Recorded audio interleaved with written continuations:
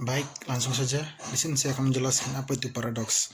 Paradoks adalah suatu kondisi di mana yang timbul dari sejumlah premis, apa yang dianggap benar sebagai landasan kesimpulan, kemudian dasar pemikiran, alasan, asumsi, kalimat atau proporsi yang dijadikan dasar penarikan kesimpulan di dalam logika. Yang diakui kebenaran yang bertolak dari suatu pernyataan dan akan tiba pada sekelompok pernyataan yang menuju ke sebuah kontradiksi atau ke sebuah situasi yang berlawanan dengan institusi. Biasanya, baik pernyataan dalam pernyataan tidak termasuk kontradiksi, hasil yang membingungkan, bukan sebuah kontradiksi atau premisnya yang tidak sepenuhnya betul atau tidak dapat semuanya betul. Apa itu segregasi? Segregasi adalah pemisahan suku, ras, etnis secara pemaksaan. Segregasi yang merupakan bentuk pelembagaan diskriminasi yang diterapkan dalam struktur sosial.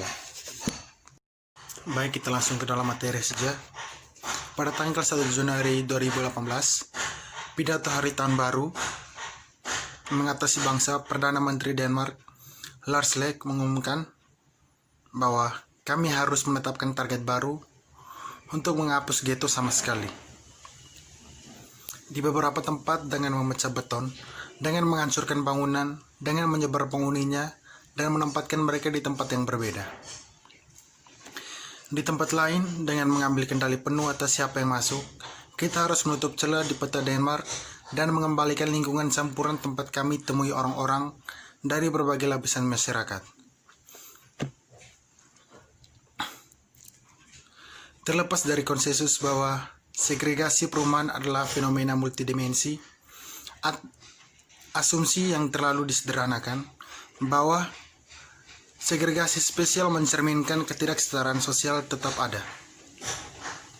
Ini khususnya tentang bentuk segregasi yang mengacu pada suku, kebangsaan, atau ras.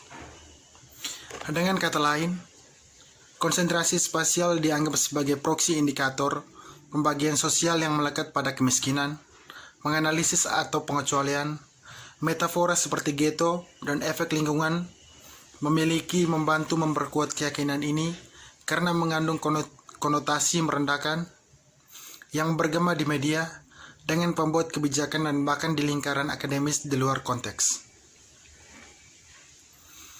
Demikian juga desegregasi spasial dan pencampuran disamakan dengan integrasi sosial. Inklusi atau mobilitas ke atas lebih optimis versi asumsi yang bergema dalam perdebatan tentang proses serta kebijakan. Fenomena paradoks serupa juga terjadi di berbagai tempat di seluruh dunia, tetapi baru-baru ini menarik banyak perhatian. Meskipun ketimpangan sosial semakin parah, beberapa kota tidak menjadi lebih terpisah secara spasial, bahkan dengan gelombang migrasi massal baru atau eksalasi krisis keterjangkauan perumahan, proses perakiraan atau ghettoisai belum terwujud secara sistematis di seluruh kota. Di beberapa tempat pemisahan tempat tinggal bahkan menurun imigran dan kelompok asli di seluruh kota dan wilayah metropolitannya, dan beberapa lingkungan menjadi lebih beragam secara etnis dan campuran sosial. Ini sangat mencolok di Amerika Serikat. Tempat sensus terbaru mengungkapkan penurunan tak tertandingi dalam pembagian spasial antara putih dan kulit hitam di 53 wilayah di kota metropolitan, terutama di kota-kota yang lama dipisahkan oleh ras, termasuk Detroit, Chicago, dan San Francisco.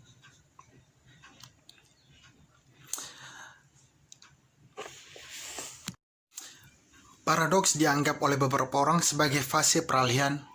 Segregasi perumahan tak terelakkan diharapkan meningkat ketika reformasi neoliberal pasar tenaga kerja dalam perumahan selesai. Pusat daerah kemudian akan dijajah oleh kelompok yang lebih kaya, pinggiran kota oleh kelompok tengah kelas, dan sisanya terjepit di antaranya. Sebaliknya, yang lain memprediksi pola segregasi yang semakin halus karena berbagai proses.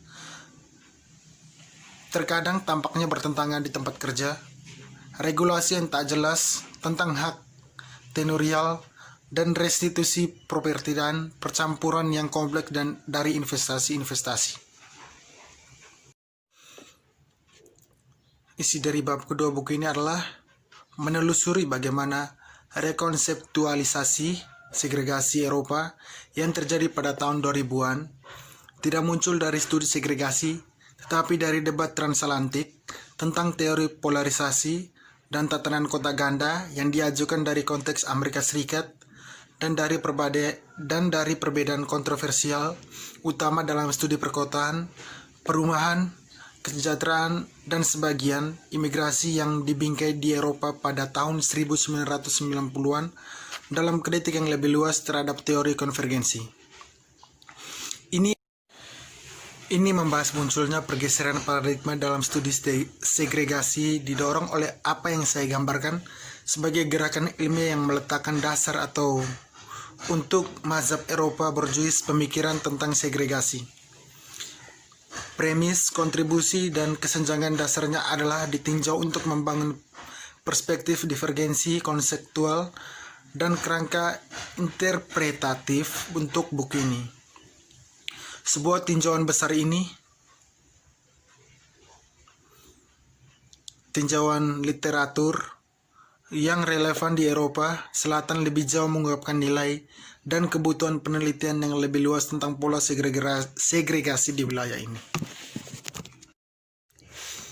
Isi pada bab 3 buku ini menjelaskan bahwa hubungan antara rezim dan kesejahteraan dan segregasi dengan berfokus pada sistem perumahan yang beragam yang ditemukan di Eropa Barat hingga pertengahan tahun 1990-an menggambar pada taksonomi 4 kelompok kesejahteraan yaitu sosial demokratis, korporitas, liberal, dan familistik.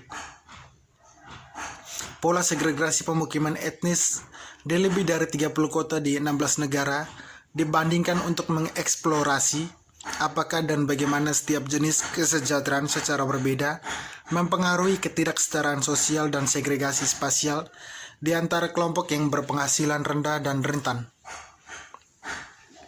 Nilai dari bab ini adalah ada 2, yaitu menunjukkan bagaimana derajat komodifikasi dan prinsip-prinsip stratifikasi yang tertanam dalam setiap sistem perumahan dan masing-masing sistem perencanaan dan lahan membuat perbedaan dalam proses sosial dan spasial. Yang kedua, diferensiasi dan merancang kerangka konseptual yang luas mengeksplorasi hubungan antara segregasi dan redistribusi sepanjang spektrum universalisme atau residualisme. Kedua pandangan tersebut menginformasikan narasi yang terungkap di seluruh buku.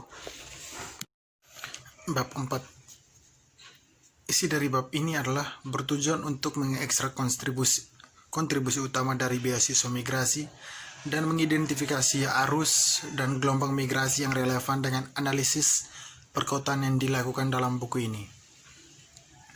Migrasi tidak pernah menjadi proses atau konsep linear. Sejak tahun 1970-an, pola migrasi internasional telah berubah. Perubahan global yang cepat telah menyertai bentuk baru migrasi internasional dengan kecepatan yang tak terduga di sepanjang rute migrasi tradisional dan baru menimbulkan tantangan signifikan bagi pembuat kebijakan dan peneliti. 3 proses skala makro yang signifikan mengarah pada sosial yang penting transformasi dalam masyarakat Eropa. Jatuhnya tirai besi, rezim akumulasi pasca Fordis, dan retrokratisasi rezim kesejahteraan Eropa yang merekomendasikan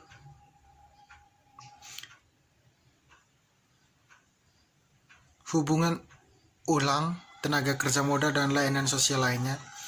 Secara langsung dan tidak langsung, transformasi ini terkait dengan bentuk baru pembagian kerja internasional, sistem imigrasi yang lebih beragam, dan tanggapan kebijakan yang lebih kompleks dari masyarakat penerima.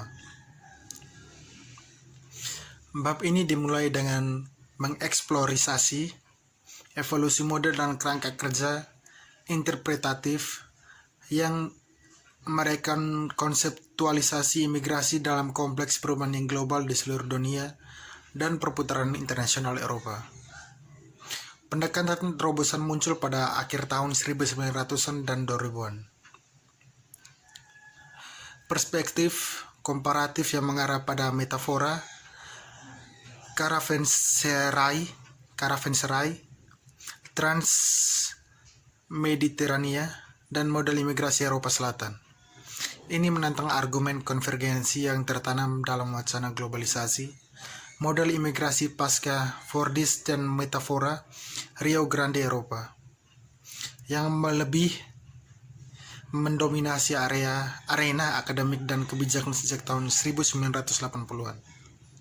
Konseptualisasi perubahan haluan internasional di Eropa Selatan khususnya memberikan kontribusi penting untuk perdebatan ini, mengantisipasi perspektif transformasi sosial yang dikembangkan pada akhir tahun 2000-an, yang menganggap imigrasi sebagai salah satu elemen hubungan sosial yang tidak dapat dianalisis secara terpisah, tetapi sebagai proses yang kompleks dan bervariasi dari perubahan masyarakat.